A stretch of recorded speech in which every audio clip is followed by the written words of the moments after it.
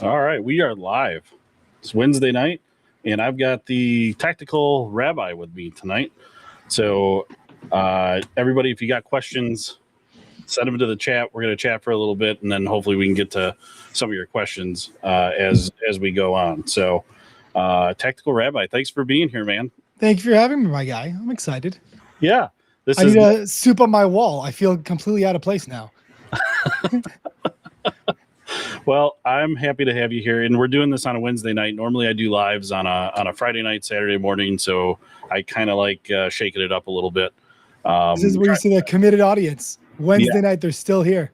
Yeah, exactly. Like we got Rooster Tactical in the chat, and we got Remarkable Baker. They're regulars to the live video. So, hey guys, thanks for being here. And if you got any questions, make sure you send them in the chat. So, Tactical Rabbi, man, what an awesome name, by the way. And I imagine that kind of shakes people up maybe a little bit because they wouldn't expect to hear Tactical Rabbi. So do you get some odd reactions to that? Do you get good reactions, bad reactions? How does that go for you?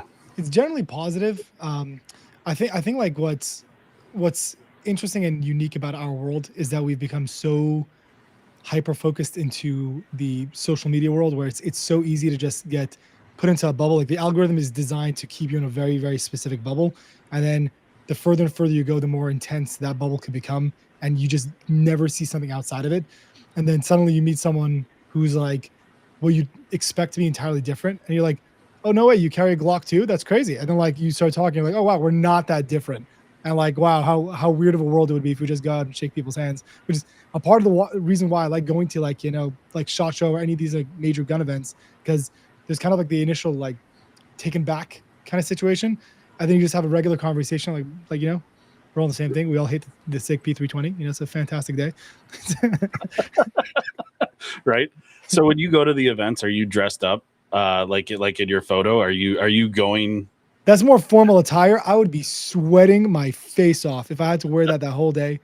So, so I just do casual attire. I'll have my branding on my shirt, which also like at events, like I have a T-shirt that says my rabbi carries an AR-15, and I see people like at the show like pass by me. They do like a double take, like, and then I see people. They look at me. They came up to me like I could have sworn it said rabbit. I'm like, not very familiar with many of them. So Sure. Also, We the Pew Pew, he's in the chat. What's up, my guy? Yep. Awesome lubricant. He makes insane lubricant for like rifles and pistols, by the way. I have it on my pretty much all my guns at this point. Solid stuff. He sent us some of his transmission fluid. The red bottle. I don't know if you tried. Yeah. I have the red one. I have it nearby. I have right over here. I have the red and the blue ones. They're both great. They're both awesome.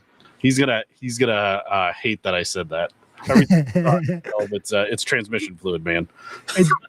Listen, it works. I'll take it. Yeah. No, he does a good job. No, so, but I guess the real kicker to it is like you're an actual ordained rabbi. Yeah. So is practicing the correct term, or you okay? So there's kind of like there's not a really perfect way for me to describe it, but the somewhat of an analogy would be is that there's like tiers of like in the medical field. You could have, let's say, EMT, paramedic, nurse, PA, doctor. Like there's a kind of like different like levels, so to speak, of like a person's stuff. But then within that, it's also like how they actually practice, which means like, do they have a community? Are they like traveling? Are they like what kind of thing they did?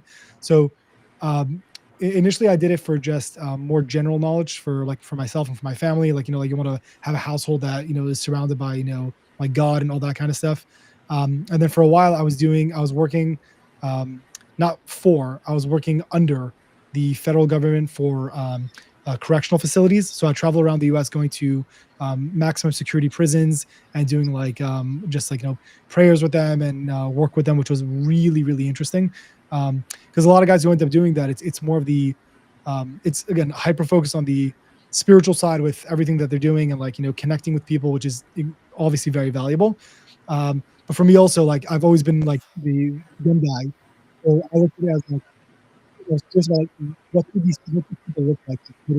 really heinous crimes. He's usually maximum security does go into. Uh, lower You motivation, got you got real muffled. sorry. You hear me now? I'm not sure if the mic is. You hear me? We're good. Try again. Now you're real quiet. Oh, God. We're live, folks. What are we There doing? we go. That's good. That's good. Okay, cool. So a lot of guys are going to these prisons. They're doing it for, again, more like the spiritual side. But I'm always curious about like their like motives and like what makes these types of people like tick, so to speak. So I forgot which major author in the firearms industry. Um, he was highlighting. He said if you was it might have been Gavin DeBecker when it came to like the like thought provoking stuff, where he's like, if you always look at bad guys and say, oh, they were just crazy, then you never actually get to the resolution of the problem. You can't assume a person's completely normal, figure out why they did the thing that they did, and then you could actually figure out how to prevent those things from happening again in the future. It's like, I guess, for lack of a better term, it's pattern recognition. So we'd go into these facilities and you meet people who on the surface seem so normal. They seem like such a regular person, and you leave and you have access to Google, so you just type in the guy's name. Like, I wonder what that guy was there for, and then you're like, wow, he literally assassinated someone on a public stage, and like that, like you're like, that was that guy. Like, that's a crazy thing to think about. So it was a very eye-opening experience in figuring out like the criminal psyche of how these people work, and then also that integrated a lot into my classes about like how do you like posturing of making yourself less of a target and how you present yourself and all that stuff. And it's just like it's one of those very unique experiences you might not be able to get in a lot of other places. Yeah, exactly. It sounds like you're getting like information twofold. So Yeah. you know, you're getting that you're hitting on the spiritual side, but then also you're finding what makes these people tick, and then you go, oh, that's how he picked his targets. Yeah. This is how to not be a soft target. And And so, you're coming there as like the spiritual guy, so they're more open to talking to you. And it's not like it was manipulation. Like, I was actually curious, and like we wanted to speak about like what they did and like understand like their, you know, what, like all the stuff they were doing. And it was super interesting because since they are open and they're not looking at you as like a law enforcement officer or anything like that, you're able to have much more open conversation, and just like the craziest things come out of like just things that they've done, and like it was unreal. It was very, very crazy. okay, so then is there like a common denominator that you find if we're going to stay more on the not being a target? Is there a common denominator between all of them that like how they picked who they were going to target? Is there one overwhelming fact that you found that they all share the same trait? So I don't think I had enough of a sample size to really know that, because a lot of times to the place that I was going, it was like, let's say, very gang affiliated, which means that's gangs. That's pretty straightforward as to why it happened. The other side, it could be like financial, which means either they were hired or there was like financial motivation in some regard. Some of the people I met was, I wouldn't say freak accident, because we make our decisions. But like, as an example, there was a guy there that I was like speaking to him, and I'm like we ended up talking like how he got there, and he's like, it was his 22nd birthday, I think, and he left a bar drunk drove, killed someone, and then got like a 30-year sentence or something like that. And he's like, he looked at me, he's like, bro, I worked for TurboTax. Like, I don't belong here. And like, there's two sides to that, obviously, but like, it's weird to see how that transpired for someone like him. On the opposite side, there were people who were they were I don't know what the word would be, like they feed on soft targets, which would be either like children or anything like that. And like, those are the people, no matter who you are, there's a very different feeling to these people when you communicate with them. Unlike anyone else, like you could speak to people with like the really bad, like violent stuff and all that other stuff, but this category always felt different. It always felt different. And what that usually came down to is that they, from what I've seen, they very much look for weakness. And from other videos that are also on like public on the internet, when they've interviewed these people before, they usually say that they're looking for a few things. They're looking for a weak family structure, a father who is not present or not willing to step in for their children, and then a person that would be easily groomed over time to be able to end up being a target. And this was also like on Sean Ryan's podcast. He was talking with, oh man, I forgot his name. There's the other like brilliant dude who deals with like hacking and all this other kind of stuff. Yeah, that guy's scary. Thank God he's on our side, but Yes. just like he's on our side, there are people who are not. Like we have to hold that, you know what I mean? But Yep. I remember him showing a video talking about how it was, oh man, it was like gut wrenching of how this girl was on the internet with her with a person that was like trying to take advantage, and the father came in and said like, don't you dare, and then like left, and I'm like, that's it, that was all that it took, like that was it for you, and like Right. and then you could see how that doesn't make a difference. Like on the child side, you feel that there's no security because why didn't you protect me? And then on the target, I mean, on the aggressor side, they say like free reign, we can do whatever we want, and it immediately goes downhill from there. It's a very terrifying thing to see. Oh, absolutely. And so when you're headed there, for the spiritual side of things, are you meeting with people that are just open to talking to you, or are you meeting like specifically people that are following the Jewish faith? Anyone. So we're willing to speak to absolutely anyone. Generally speaking, it ends up being more for the Jewish side because, like, we're dressed as rabbis, which means like you attract a certain demographic, obviously. But on the other side of it, which is interesting, is that we also do like inspections for the kitchens to make sure that they're up to like kosher standard. But when we do things for kosher standard, we also actually are at the same time confirming that they're halal, which is like for like Muslim standard, because kosher is like which is hilarious, but like it's a higher standard of halal, which means if they know that if we approve of it, then it's for sure good for them. So we're doing like a multi-level thing just to make sure like the food is like up to par, so to speak. Okay. Yeah, so like it's not set to like any particular thing. Again, generally speaking, you attract a certain type, but like yeah. Okay, fascinating.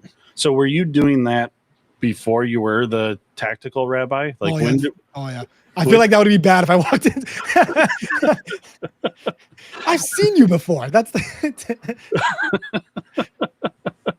Sure. So what triggered, pun intended, what triggered started out the tactical rabbi persona?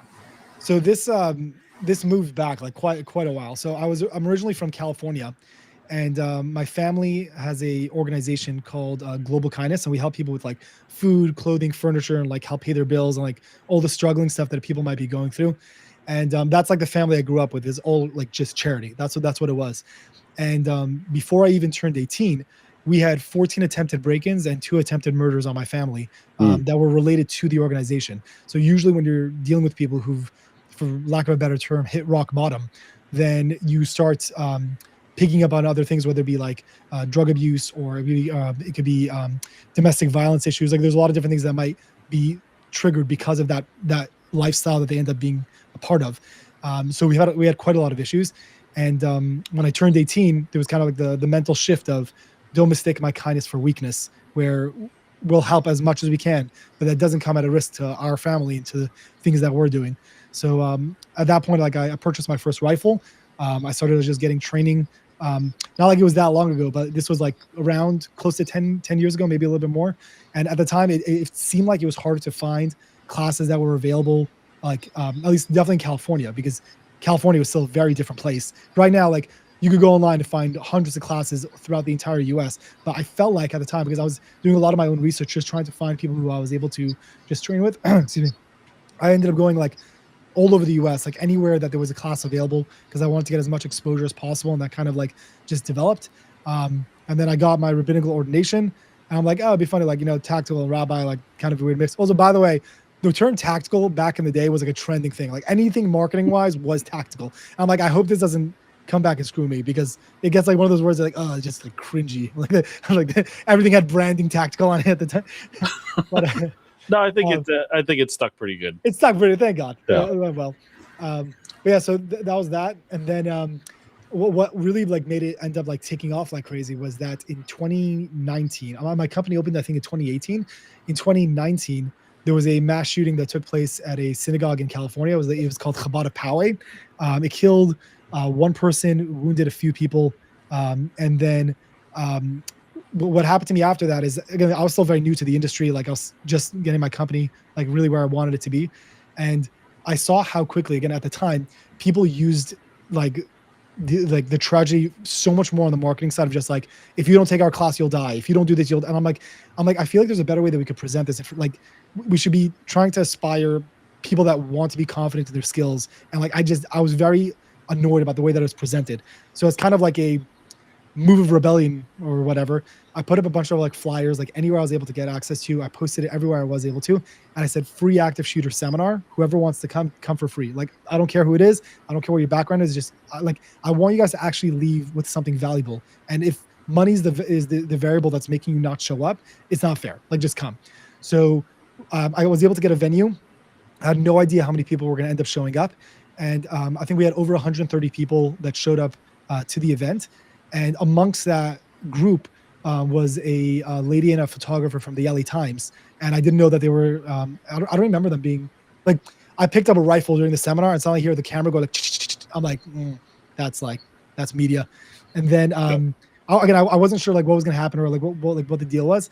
The next morning I found myself on the front page of the LA Times, which like just took everything off. So like I was on the Daily Wire, NRA TV, the Drudge Report, like every major news outlet pretty much reached out to me to do like interviews and follow-ups and all that kind of stuff. And I guess that's really what really continued the whole effect of till today. Yeah, that would be a pretty big catalyst. You know, that's a very like for me, opening a gun shop, my doors, I opened the doors June of 2019, and then what happens March of 2020. Yeah, it was the best time to get into business, and I didn't even know it. But sometimes that stuff. God has a plan, man. We don't know it. We just follow through. Absolutely, that's our job. Yeah, absolutely. So when that took off for you, so you get all the exposure and everything, were you then like really trying to hone in what type of classes and things you wanted to offer, or what information? Like, well, how were you delivering information after that came out? So were you still hosting seminars, or were you changing everything to like a social media platform? So I was still very new, and I really wasn't sure. Like, at the time, I already did have YouTube, and I was trying to build a channel. But like, again, like the access to how to make a video and the best way to present a video was still very like, it was unavailable to the same degree that we have today. Where, you know, like we now know for sure you need a good hook and you need to be able to gain retention. Like that was all information that wasn't, so to speak, available. So I had no idea how to really handle that level of media attention, because it was literally millions of people that were seeing me for the first time, and I didn't know how to deal with it. I also, at the time, I was like building out my own website because I couldn't afford to like hire like any developer of the website I spoke to. Minimum was like $5,000 to start. Yeah. And I'm like, I don't have that. Like so at the time I was using Wix, and it was not set up to be able to deal with that kind of like visibility. So I remember like any day that I went onto to my website, it was crashing because there was too many people viewing the site, but then there was nothing being provided to them. So I was losing out on all ends, which really wasn't great. And then what I ended up doing is I kept my like YouTube channel going as much as I could.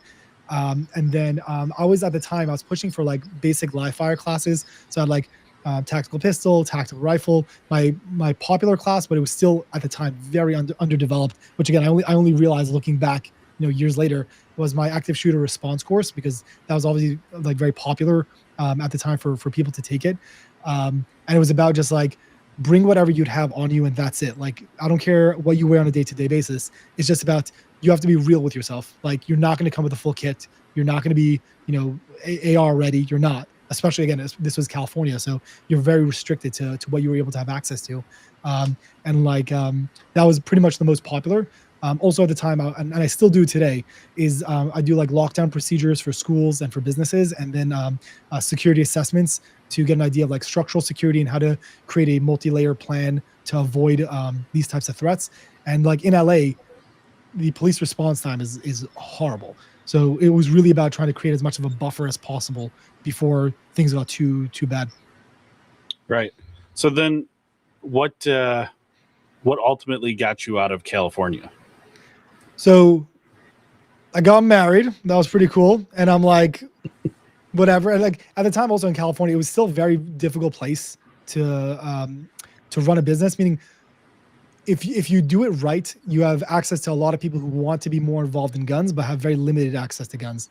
But at the same time, you're still within a very restrictive place where I was like reserving ranges to be able to do classes, but you're competing against anyone else who's willing to do it. So I know the same places that I would have gone back to. Like I've reached out to them like recently because I want to go back to do classes there for people that I know or whatever. But like there are years in advance booked because you're so limited on how many ranges are available and who's willing to offer a range or what days they might have, or law enforcement contracts, is even law enforcement is limited onto their range access, that it makes it really difficult to run. So right now I'm just off the border of Pennsylvania and I have a range now in PA. So it's also a free state. So it gives me a lot more access to deal with things that where people fly in to take classes, they don't need to be worried about like landing in New Jersey, which would be horribly restrictive. And then go to Pennsylvania. They could come from anywhere else into the free state and not have like, liability or legal restrictions, which makes it a lot easier. Okay. And how often are you running classes a month? So more often than not, they're private classes because it's usually like private groups of people. But generally speaking, it would be a few times a week. Just it also depends on the types of class. So now that we're in the winter, I added newer classes that are more comfortable for people to join. And what I mean by that is that as much as I love shooting in the snow and the rain, most people don't want to do that. And they definitely don't want to do that multiple times a month. Even though, again, like you're going to find yourself in the rain and the snow, you should get comfortable with it. And like, I also love doing those classes because I let people's optics like fog and they realize that they don't have a clear sight picture like they thought they would have. And I'm like, this is where you suck. Otherwise, in the real world, you'll suck more. Like, this is exactly the experience you want. Or I make them like leave their hands out of their pockets or their like gloves for just enough time to be uncomfortable, and then you realize like how much tighter your grip becomes, or how much faster, if we're doing a rifle class, how much faster you bleed when you rack the charging handle, just because you feel everything's like numb and cold and dry and whatever. So those are great. But since again, a lot of people don't want to do that, I have more like force on force classes that are done during the winter. So we do it at an indoor place, which means it's more heated, but like you're still getting, aggressive, like solid training, just a little bit more comfortable to be able to work with. Okay. So what would you consider like your base level at like entry class versus like what would you say is your most like intense high end class? So my most basic is just it's Firearms 101, which is pretty much it's generally a private lesson. And we go through like just the fundamentals, like stance, grip, sight alignment, trigger press, breathing, follow through, like the very, very basics of shooting fundamentals. Most of the time in those classes, it's rare for a student to shoot more than 5 rounds. The reason why is because it's also very clearly translated into dry fire, where if your dry fire skills are complete trash, shooting ammo is just wasting money. There's no value in doing that. So we take a lot of time with like stance, a lot of time with grip, sight alignment. Each individual fundamental has like a lot of attention. Then you take a shot, we see how it performs, and then do like small incremental adjustments. And then over these private lessons are usually like an hour in length.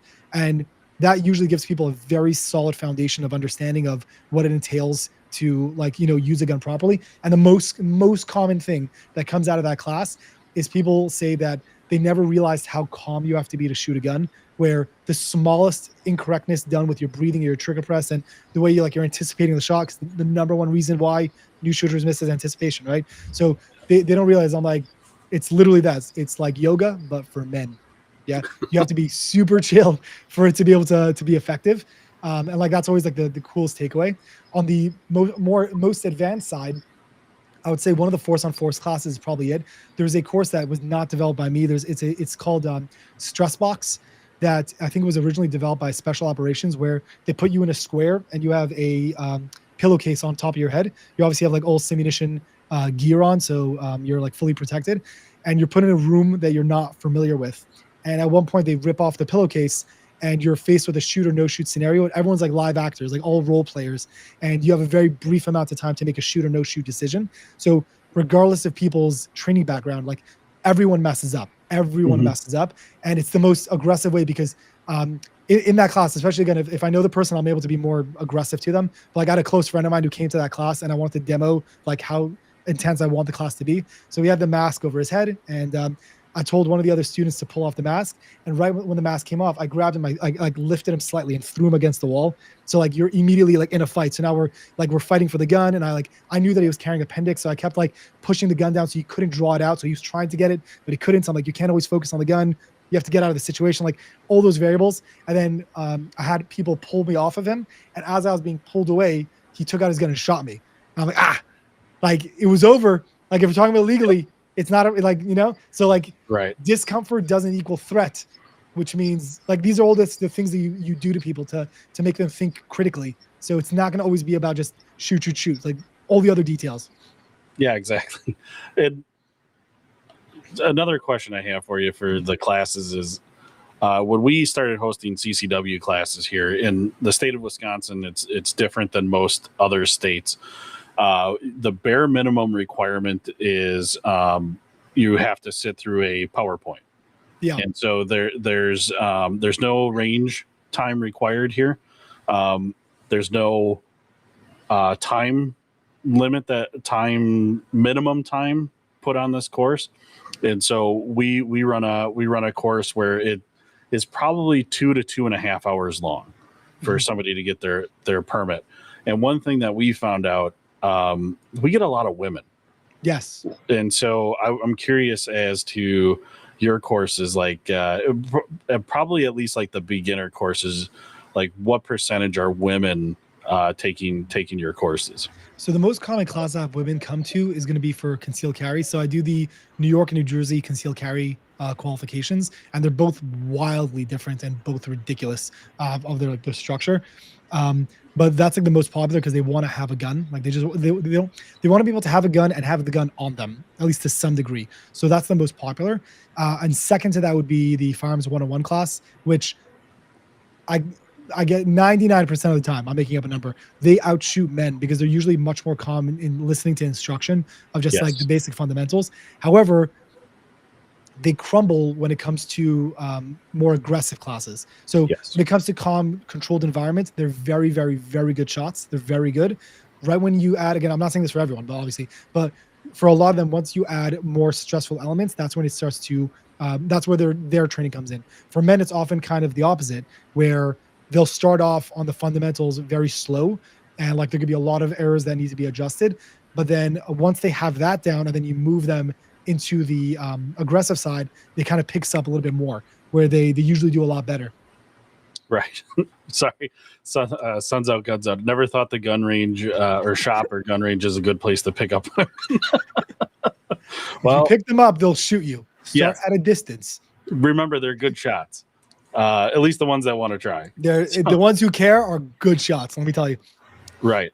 No, and they're fantastic. They're fantastic students. And then a lot of the times, so Dustin, our gunsmith, teaches the course. And then he's also a certified pistol instructor. So he lives on a farm south of town here.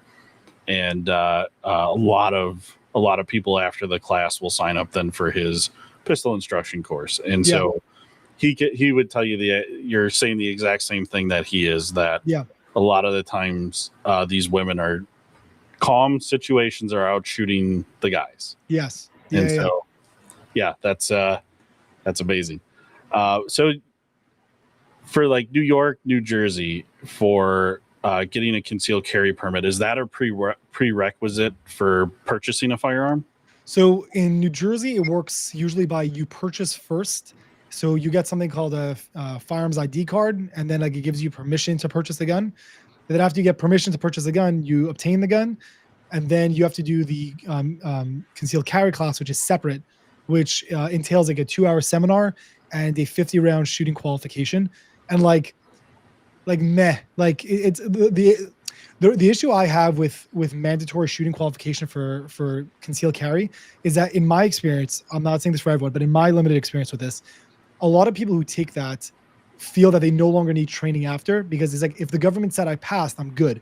And I'm like, 50 rounds means literally nothing, especially at a stationary target that was 3, 5, 7, 10, 15 yards. Like, congratulations, bro. Like, that means nothing. So it almost makes it harder for them versus, again, there's pros and cons to the way this is presented, but like if you don't give them any training, meaning there's the legal stuff and they understand the liabilities and like where to carry and use of force, cool, but then there's no shooting qualification. There is such a clear understanding that I know I have nothing, so I can't say that I'm good, like because I never shot the gun. So again, it plays out both ways, but I've seen much more on the side of like, if they do the test, they're like, well, I passed 50 rounds. I'm like, yeah, but your grouping was like 6 feet. Like that doesn't hold to standard of what's considered to be good. Right. Exactly. Do you know, like what would be the top selling handgun? Say New Jersey. Before I even get to that, I want to go back for 1 second. I Yeah. want you to guess, because you're a gun guy.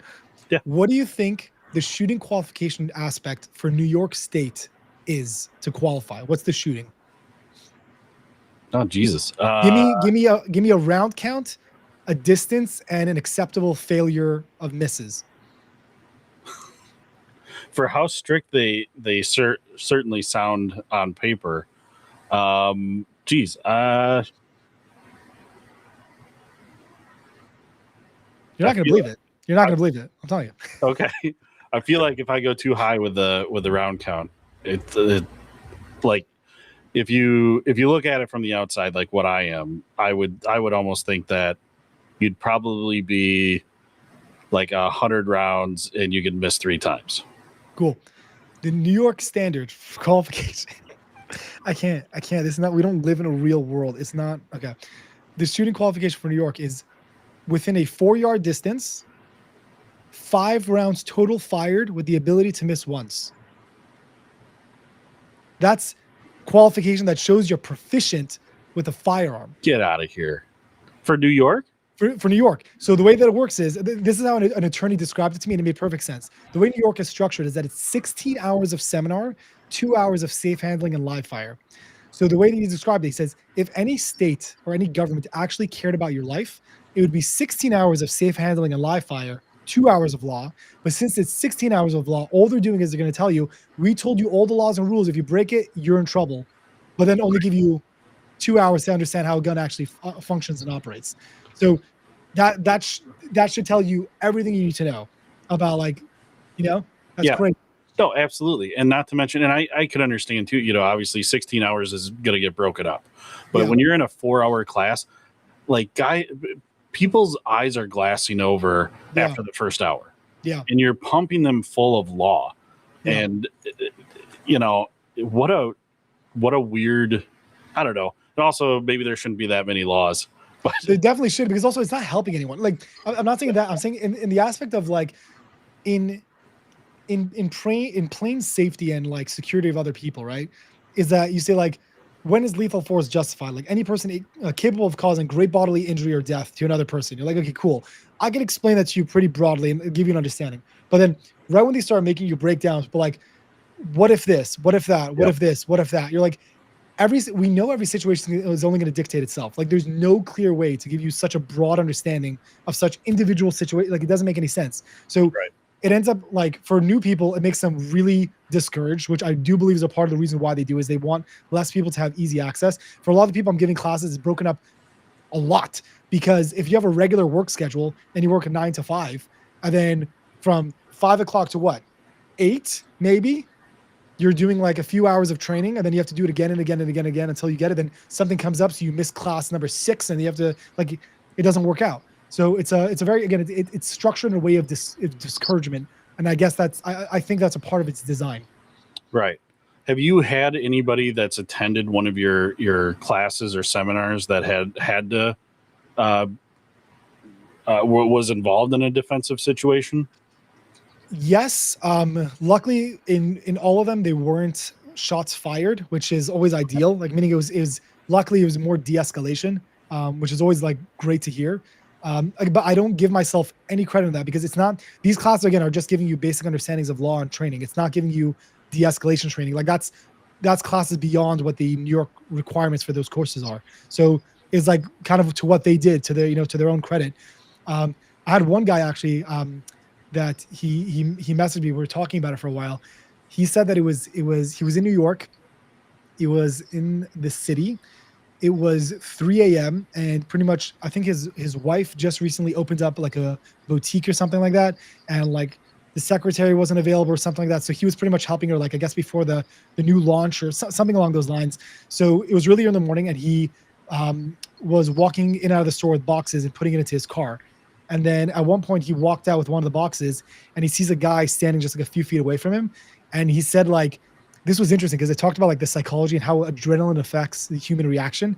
He said that he immediately saw his hands, and in one hand he had a gun with his finger on the trigger, and his other hand he was holding a knife. Like he was just standing there, which is like I'm like, which by the way, the craziness matches up to New York. Like that makes so he's like standing there like that, and I don't recall if he like issued a command or something like give me your money or something like that, but he said that what his immediate reaction was is that he threw the box at the guy, and then I guess the guy tried to catch it, and then when he caught it, by the time the guy caught it, he drew and had his gun on him.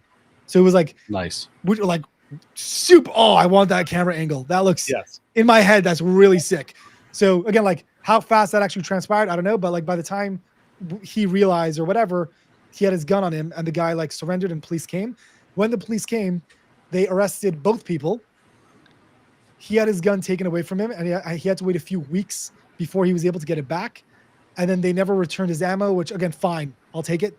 But like, and then to my knowledge, again, because of New York legalities, I'm pretty sure the other guy was also released same night because nothing happened and violent crime is legal. So exactly. And then that guy could find out or go right back to where he was. Yep. And then now he doesn't have a gun. Yep. And by the way, these attacks are getting very, very coordinated. Like again, credit where credit's due, their tactics are going up like really well. Where generally speaking now for robberies in California and New York, which like surprise, surprise, they usually work in teams of 3 where they have the guy in the vehicle who's ready to leave. They have a guy who's the searcher of the body. And then they have the guy who's standing armed, which means even if you feel like you're usually a good shot, if you have a guy, right, action is faster than reaction. So you have a guy who's already armed and pointing the gun at you, and the other guy is searching you, you're limited. And then right when they pat down a gun, game over. It's like, It's terrifying. So this is going to sound really stupid because it sounds, everything is un-American about this, but are you allowed to own more than one handgun? Yes. So in that situation, then if he owned another handgun, that's what I told him. You're right, for sure. But again, either whether it be cost prohibited or whatever it might be, but I agree. You always should have a minimum of 2. You always should have a minimum of 2 because you need a secondary. It's not because it's because of these situations exactly. Where I also, by the way, I had a friend of mine who he took a few of my classes. Actually, this is a story that a gunshot actually went off. He was working as a security guard in a school in California, and again, this is still like years ago where a lot of these types of things were less known than they are today. And there was one of those like First Amendment auditors who came to the school, and the guy was dressed in like black head to toe, and was going around and filming the girls going into the high school. So like it's already kind of just creepy by itself. But then he was like walking around the building and like looking at every window and every door and things like that. This is also, it's not crazy long after the active shooting. Like active shootings were picking up in 2019 a lot. So everyone was much more on edge, especially schools and synagogues and churches. Like everyone was much more on edge. So he like walks around the building. The security guard approaches him like, "Hey, what are you doing?" No response, no response. And then what the security guard, this guy, like a friend of mine described, is that he saw the camera, but he also saw a bunch of wires like that were ultimately again for the camera that were going into the backpack. And they're like, it could be a bomb. It could, like we don't know what we're dealing with. So he like retreated back into like a gated part of the building, and then he called a lockdown for the school. So the school went into lockdown, and then from the time the school went into lockdown, there was 27 calls made to 911, and they didn't show up, even though they described as what could be a bomb threat in front of the building. And then what happened was that this auditor kept like going behind like a bush kind of thing, like while he was filming the guard. And at one point, I don't know what about his mannerisms changed, but when he went behind the bush, the guard's like, whatever it is about to go off. So he fired a round. He anticipated. That's what I think happened. He dipped. The round hit the ground. It broke off a piece of the concrete and hit the guy. And then suddenly, like, oh my God. And like the auditing like verbiage started coming out. And then only after the shot took place did law enforcement show up. Now, to highlight why I'm saying this, after the police came, they arrested both of them. They took away his firearm, and right after they took away his firearm, he had a few more at home. But after that, people were protesting in front of his house, in front of his family, and he wasn't able to leave the house in some cases because they Wow. wanted to do whatever to him. And he's like, again, like that's why you need secondary, because if suddenly your legal self-defense thing becomes political, which we see a lot happening today, suddenly you're put into a much worse position for not just yourself, but for your family. Right. Suns out, guns out. The right amount of guns is always one more than you own. I agree. You know, the popular gun guy joke is, if you have 5 guns and the government takes away 3, how many do you have left? 19. Yep. Yeah. In the old the boating accident. And as a gun store, I wholeheartedly agree. You should always buy more guns and ammo. I believe. And there's only one place you should be buying your guns. Yep, that's right. So, one of the reasons why I brought up, has somebody that's taken your course had to defend themselves. I'm not sure how familiar you are with the USCCA, United Concealed Carry Association. So, they're local to us. They're about an hour south of us. Their headquarters is, and we involve them in our classes. They come and give a little spiel. I've been a member of theirs since 2014. I took my Wisconsin. You were allowed to get a concealed carry permit in 2013, and so I took my course in 2013. And then you start carrying a gun around, and it was like, oh, okay, same thing. Like I took the class. Yeah. I've shot guns my whole life, but then it was like, you know what? There's a lot of responsibility that comes with this, and so for me, the USCCA was a viable option. But what they do is they send along, if you, depending on the program that you get, you're getting USB training, you're getting a USB device, and you're taking online training at the very least. But that can be brought back legally. And so, interesting. It shows a certain level of competency or knowledge that you gained from a class. So what I'm kind of getting at is, if any of your class members have had to go through the court system and then had to reference back to your classes as proof of knowledge. Yeah, exactly. So I mean, is that kind of like a highlight at all? Do you use that when you're training your class, or when you're instructing your classes, that hey, if you do find yourself in a defensive situation and you're in the court system, what I'm teaching you today you can definitely use in your defense? So I use that in parts of the classes that are usually more seminar based than hands-on training, because ultimately, if you come take a 4-hour training class, which is like fairly common for like outdoor shooting classes, things like that, then there's only so much I'm able to teach you that it comes up to you. It goes to you to do the dry fire versions or to practice it at home. In these seminar stuff, it's all, so to speak, psychological. It's memory-based information, where things of like, how to deal with law enforcement or how to de-escalate, those kind of things. Like, they also take certain level of training, but it's also to some degree logical, where it comes down to hands-on training. A lot of things could go wrong. Like, a really interesting example of this would be like the whole Kyle Rittenhouse situation, whereas regardless of how that played out to anyone's opinion, something that as a gun guy blew my mind was that when he was on the ground, he hit the forward assist. And I'm very confident. I've never trained. I only ever train with it as a prep thing of my rifle to know it's in the proper condition before I use it, but not as a clear, a fix the problem item. And the fact that was used in real life in a real situation is crazy. So I only ever highlight like this is the reason why you have to be cautious about what you do to speak to law enforcement. These are the things you have to, the reasons why you want an attorney present, like those kind of stuff. But I don't think I've hyper focused on the firearms training aspect as like, this is a reason why. Okay. All right. Is there a, this is maybe a little off topic, but it just makes me think of it like with that forward assist, because we have our opinion on the forward assist, which it shouldn't have it. The ARs, if there's a malfunction, clear the malfunction. You know what I mean? Yeah. Like, we shouldn't be just ramming things home. So, but is there you have a favorite platform of fire? So I still definitely run the AR. It's like it's my go-to for sure. I'm a gun guy that likes to mess around with a lot of other guns, but at the same time, like, I have a few guns, but it's all my guns are fairly similar, because I'm usually stuck to like duplicates of a system that I already know works. So I don't consider myself a collector. I don't have like a lot of crazy, like I have a few like unique guns, but the vast majority of my guns are almost duplicates of each other that are similar platforms, similar system. My flashlights are almost always mounted the same way. My grips are mounted the same way. Like everything is pretty much uniform, where if I pick up any of the guns that I have available, they will already be like in my habits because I know exactly how they operate. And like that's just what I have proficiency on. So again, like I have a bolt gun, but I don't often use it. I have a semi-auto AR, then meaning like a DMR, so to speak. But then I have also just like regular optic ones. Like so, the platform usually stays the same. There might be a little bit of interchangeability within magnifier versus no magnifier, LPVO, scope, but same across the board usually. Okay. And then when you were talking about the training that you were doing where you threw the pillowcase over the guy's head and you were grabbing his hand because he was reaching for his appendix carry. Yeah.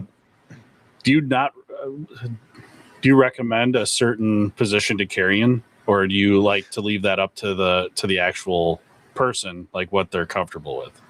I definitely always leave it up to the person because since I gave a lot of the concealed carry classes, and the biggest thing that gave me exposure to is every body type is different, and it's not only about body type, it's attire.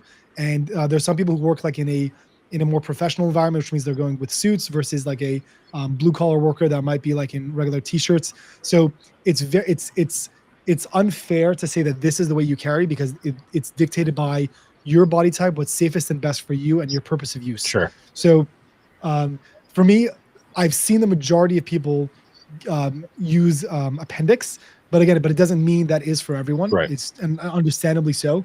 I carry appendix because it's also like, if done correctly, you could still be presented a non-threatening stance, and you could be using it to de-escalate and all that kind of stuff. At the same time, you could turn your body to move your body away from where the potential issue is going to be to still have access to a single hand draw and things like that. As well as also, I'm even though it's debated, I don't know why people debate it. It doesn't matter. Like, you do your own thing. But I like to look at my holster before reholstering so I can make sure there's no obstruction within the holster itself. And if I'm at the 3 or 4 o'clock position, I'm not that flexible, so I can't do that. So I'd rather be able to know that there is no risk of discharge, where there have been many times where if I'm doing many repetitions of drawing from my holster, and then I look down, I realize my t-shirt or my undershirt is now over the holster itself. If I just like, keep eyes up, which again, I get the reason for it, but I don't want to have that additional risk. So I like being able to deal with that in that way. Right. Yeah. And I Dustin and I, we're fans of the between like 3 and 4 o'clock. Because that gives you your left arm, your left hand to give you separation. And also if I turn my side to you, you don't know that I have it on my side, but it also gives me that separation. And then, then you can push and draw, but again, our body types if you ask Dustin and I, like, yeah, I'm not carrying appendix. That's going to suck. I got that. Yeah. But I also, what's interesting is there's a lot to the psychology side that I think people don't give enough credit to, where, man, I wish I could give credit to who told me this, but I forgot who was the one who mentioned it.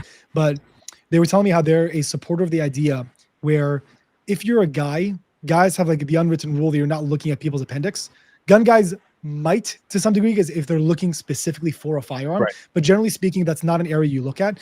And for the same reason, it's recommended why women shouldn't carry at the 4 o'clock position, because that might be something that might be more looked at, which could reveal they have a firearm. Right. And on the psychology side of things, it's the concealment is how it's carried on the person that it is that could also dictate its invisibility. Yep. So there's definitely that aspect, which again, like, people don't talk about because to some degree it's weird, but at the same time, it's also presenting of like, no, but seriously, how are you going to make sure that you're not going to be targeted for having a firearm if it's found? Right.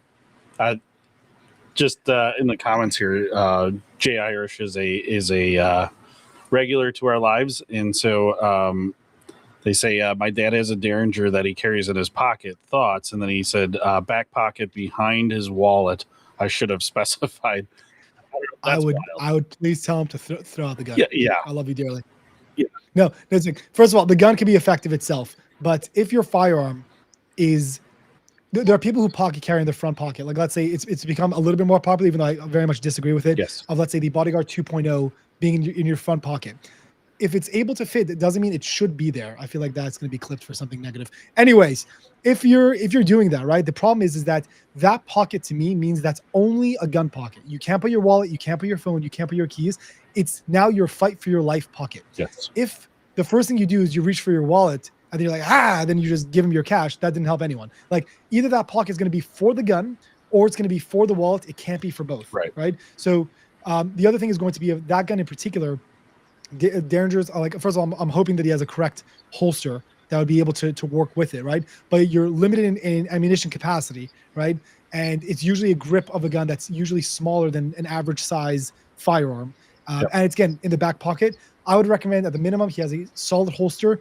It's going to be a void of anything else that would be left in the pocket if you're deciding to do that. And also, because of all the modern options that there are today, consider a gun that would at least have a little bit more capacity. Again, like the Bodyguard 2.0, there's many other ones that you can look at. So at least you have a little bit more to work with if need be. Right. And there's those sticky holsters that you can put in your pocket. And I don't know, you're still asking for trouble, I think, with pocket carry, and for a lot of reasons. And if not for the very least, the amount of lint.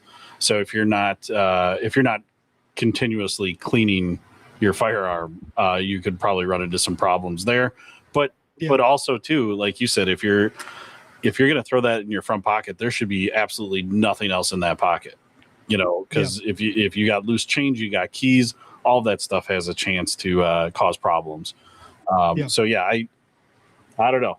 Not even on the problem side of, like, again, like discharge for yourself. It's about, you want to know, like, I tell this to a lot of women who come to classes, who a lot of women have the perspective of off body carry, because since they're so used to having something in their purse, it's just another thing for your purse. I'm like, to present this as nicely as possible, if I were to throw you against the wall right now, how fast will you actually access the gun? If you're looking for your gun the same way that you're looking for your makeup, you're not going to live. You won't. Right. You need to be able to know that every time I put my hand in the purse, my gun is exactly where it needs to be every single time, which is also the reason why I don't like purses or off-body carry, because if now someone's fighting for your gun, fighting for your purse because they want to rob you, you're fighting for your gun because that's where the gun is, and it's a fight for the life and no one realizes why it's happening.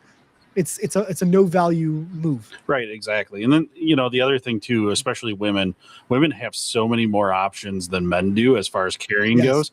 It's wild. But here's the thing. If you're not consistently carrying in the same spot, like you said, for me, it's on my hip. It's on my right hip in the same spot. It has been there since 2013. If I decide one day, even if I go to like a chest rig, I'm out in the woods, like probably my first instinct is to go for my hip. Yep. So. I remember for a while before when I first was getting like into it, I had a OWB setup that I was taking to classes and training with, and but I was carrying appendix, and I remember that one day something like hit my front door or whatever, and I was like my initial reaction is like I just saw myself do like an index to a gun that wasn't there, and like in that moment alone, I'm like, whoa, like that was weird, and like.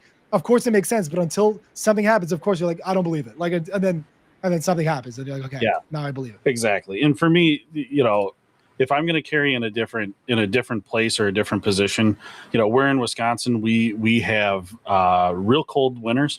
I mean, we just we just had a couple of days where we were -30, and I'm going to carry different if I'm in the woods, and there I'm not expecting gunmen. You know what I mean? Yeah. It's going to be like an animal that I would need that for. Yeah. So there I'm a little more okay with it, but anywhere else, it doesn't matter the layers or whatever. I would then switch from IWB to OWB. So colder weather, I'll end up switching firearm, but going OWB. And it served me well. I had to draw my gun once, and it was like middle of March, so had my coat on, and they didn't know I had it, but that's the way it should be. Yeah, exactly. But when I showed it, they took off and almost caused an accident. So people's reaction change very much when confronted with reality. Yeah, exactly. And it's funny too. Like you said, the people that had to show their firearm. A lot of people don't understand that. Even if you just lift your shirt and go, "Hey guys, not today," you lift that shirt, like, dude, you better be calling the cops the second they round the corner. So I tell people, by the way, so like the verbiage difference between printing and brandishing, right? So printing is just I could see it. Brandishing is you expose it. Is almost it's one of the things I most commonly say is like it's a horrible mistake, mainly because of the 21 foot rule, right? So if a person's within 21 feet, studies have shown that within 21 feet, an adult male could close that gap faster than the average person can draw and fire their gun. Which means if you're brandishing without being very good at drawing, then you're putting yourself more at risk than if you either take the gun out entirely or not. Right. So you really want to know your distances, the type of threat you're potentially dealing with. Knives are not a joke, which means if you're 21 feet or in, it's draw and potentially shoot time, not conversation or de-escalation. Because again, that gap could close much faster than you expect. I do that actually in my active shooter classes. I'll set up a steel target and we'll show how fast a person can run, set up a timer, and then demo that. I think in all my years of giving this class, there have been 2 people ever to pass, ever. And the only reason why they pass is because I set up the drill and let them know exactly what's going to happen. So even the fastest shooters I've had are only passing because they know exactly when they go beep, how much time they have to draw and fire. And like that should teach you everything you need to know. Right. Yeah, absolutely. Are you using any training aids? You know, we sell a product from Mantis. I'm not sure if you're familiar with them. And they have a product coming down the pipe that I have been waiting for the last probably 3 years. I've been talking to my Mantis rep, and I have just been chomping at the bit to get it. But they're going to have super reasonable personal simulators. So it'll be you'll have the app and the software. So you're already going to have your phone or your tablet to run that app, and then you're going to they're going to give you a projector. So you would have interesting. It's like a full system. It's a full system, and it'll work with any of their Mantis laser systems. So you'd probably want to have something double action would be ideal. So you have a repetitive trigger. Yep. And then also the Blackbeard. I'm not sure if you're familiar with the Blackbeard system that they have. It's phenomenal. I love that you can I could get home tonight. It's 7 where I'm at right now. It's 7:30, but I could get home at night now and not be able to go to a range and actually live fire shoot, but I could just throw in that Blackbeard and dry fire train all night long. And I've been waiting for this simulator because I want to actually set it up here in the shop. And I believe they have a way that we could set up a leaderboard. And then that's cool. Yeah, so we might be able to set up like tournaments and stuff with dry fire. So I like those to a degree. The only reason I'm saying that is because I think boring dry fire is very valuable because it's very much it's forcing you to think about each fundamental in the most neutral way, where I'm feeling my trigger, I'm not seeing any reaction, I'm just how am I doing? So I think there's a huge amount of value in that regard. Yep. And then separately from that, this is where you could take, once you have do boring dry fire first. Once you get a little bit comfortable, then use the simulator, because you want to make sure that you're getting the value and then translating it into something that will be either moving or transitional or something like that. Well, if you're using their Mantis 10X, that will it won't. The gimmick to that is, don't think of using it in a simulator. Don't even think about aiming at a target. It literally is like point and shoot. And it'll show you on the app like where your muzzle is pointed, and so you can actually watch it live. And then as you put in it, obviously it senses when you pull the trigger, so you could use that 10X even live fire training. So it just it fits on the pick rail, or you mount it to the butt plate of the mag, and that'll give. So I tell a lot of my students about that. The only thing I tell them is that it's in my opinion, my 2 cent opinion, I consider it a system to not be for beginners. The reason why is because if you have, let's say, a really bad stance, but the gun looks perfectly level, then the system is good information in is good information out. So I want people to develop their fundamentals to a point where they really know that they're doing, at least to the best of their ability. Then you integrate a system that can help adjust your stuff just to make sure you're doing it like perfectly. But like if I'm standing like that and I have my gun out like that and I take a shot and like my muzzle was perfect the entire time, I'm only getting the feedback that it's able to capably give me. And by the way, this is the only time you'll ever probably hear me say it's okay to add a laser to your gun. Yeah. Amen. If it's not for dry fire, it's for night vision. Otherwise, throw it out. And I'm telling you right now, the guys that argue for putting lasers on their gun are not running night vision. They cannot afford it. So I'm so tired of that. I can't afford it. Dude, and people go nuts. They go nuts when we say, don't put a laser on your gun, put a flashlight on your gun. I saw it, by the way, during a class. It was in California. It was like the high noon situation. And like, I see one of my students like, I want to try my laser. I'm like, you know what? Sure. Go ahead. So he had a green laser. And we're like, okay, threat. And like, everyone's like starting to shoot. And I'm waiting for this guy and he hasn't shot yet. Right. And I see him have the gun pointed at the floor and he's looking at the laser on the floor and like slowly following it up until he could see it on the paper and then take a shot. I'm like, good for you. You feel better about yourself? Fantastic. Yeah, absolutely. Okay, as long as you saw how bad that was, good. Yeah, good. And like you should get rid of that today. Yes. We have a local SWAT team here that I got a buddy on, and they put money and they put funding into training with just a laser and with a flashlight. And so with the laser, I think he said they were less than 30% proficient. With the flashlight, they were just shy of 99% proficient. And so you can tell people all that you want, but they still just have this opinion. If I put a flashlight on my gun, I become a target. And it's so it's so infuriating to me because a lot of the times, like just normal gun people, the reason I'm going to turn my flashlight on my gun is somebody has broken into my house. Or at least I think they have broken my house. I'm going to turn it on them inside my house, like in the hallway, in the bedroom, or whatever. And if I have my flashlight turned on, guess what I'm doing? I'm pointing my gun at you. And if you think you're just going to shoot at the light, well, guess what? If you bring a gun up, I'm shooting you. You've already lost. Well, let's say this. Let's say the argument. I'll play devil's advocate, right? Okay. Let's say that they're right. They're going to shoot at the light.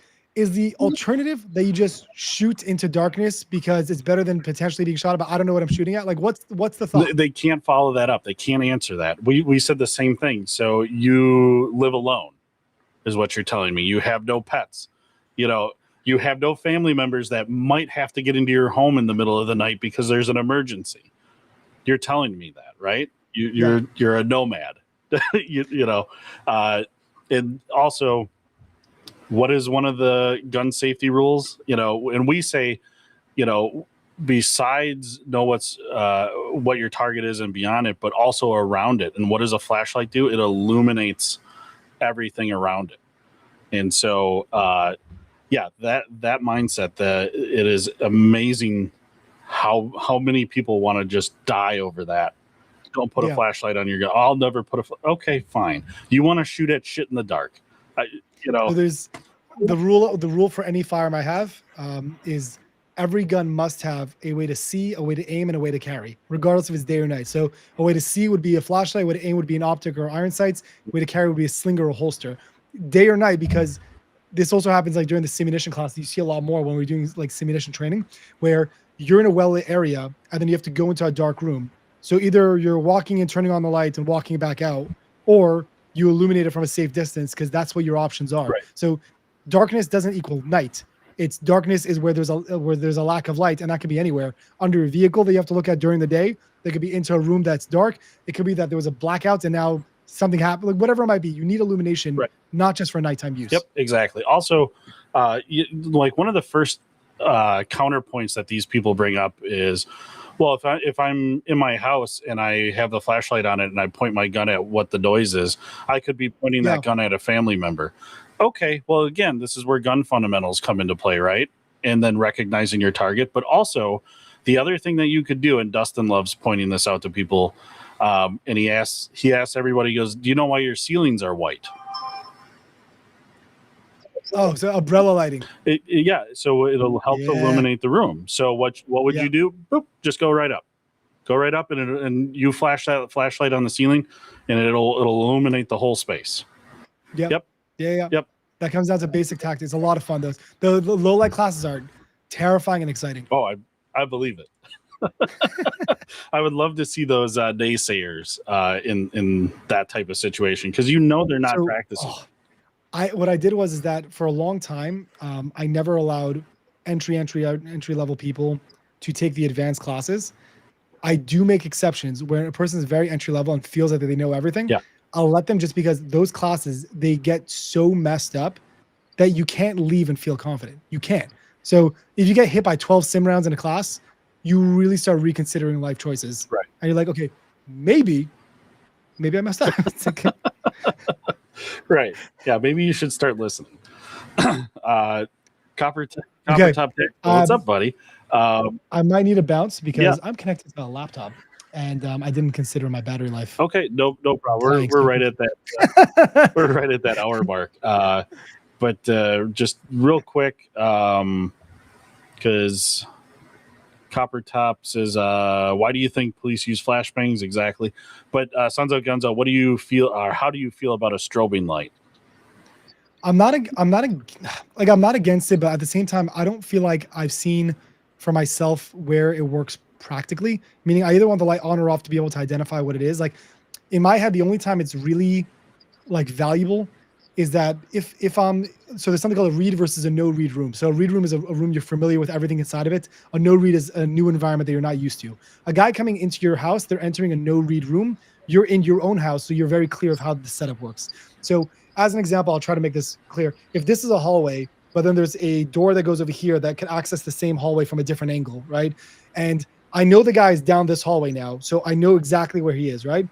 Then if I put a strobe and then I use it to give myself a way to move, so he doesn't necessarily know where I am as much anymore, but I still know where he is based on the angle that I changed or whatever that might be, then maybe a strobe is valuable because it's enough of like and then like your eyes are like readjusting to the light before you move. Like in my head, that's like the only time like I can see it, but like how often is that happening? Versus again, like light versus no light. I want to show that I have like control and command over a situation and not make it worse for me, if that makes sense. Right. And I always felt like too, obviously they have the pistol lights will have the strobe effect and you have to select to get to it. And I kind of always think if you got time to sit there and select the type of, flashlight beam, I don't know, you're not. It depends on the brand. I think like Streamlights could be like a double tap, or like it may not be sometimes it also accesses, depending on the light brand and style, accidentally. Yeah. And like I'd far rather know it's either on or off versus just randomly get myself a strobe, because then it makes it worse. No. So like, and the other thing too is some of these have so it goes full whatever 900,000 lumens, and then it'll go strobe, and then if you go a third time, then it's moonlight and it's 5 lumens. Like that's too much.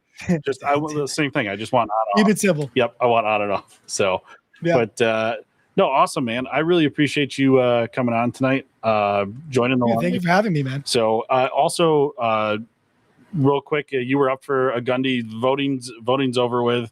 Do you know when you find out if you're in the top 5? I don't know. I'm stressed because because the way it works, to my knowledge, the way that it works is that they'll notify if you're in top 5. And then obviously the number 1 would only be once you get to the Gundy Awards, which means either I'm not going to get an email at all because you're not top 5, and I'll just wait for an announcement from them, or you'll get an email. It's going to be exciting. Right. I'm giving myself a mental gap of a week before they send me a notification, because theoretically, again, if they're using a system to track the emails and things like that, like that means they should already be done. So unless they're like, I don't know, creating flyers or sending out emails for notification, like it could have been yesterday. Sure. But like I'm just going to assume that it's going to take a week before we find out anything. Yeah, exactly. Just be easier to deal Even with. though they know already. They probably do. I voted for you every day, just so you know. I appreciate it, Brad. Oh man, we'll see what happens. Yeah. And last thing before you jump off, where can people find you? So you can find me on YouTube at the Tactical Rabbi. You could also see that we started a new show, which is super exciting, that we just released the new episode for, like the first episode, called Shooters in the Field. And like I'm trying to get each episode to be that we link up with another professional in their industry and teach like a new skill to make people like more well-rounded assets. So it's pretty much never going to be from me. It's going to be from someone else that I've tried to find. I try my best to find the best that I can to teach something very interesting about what they know that's like their forte.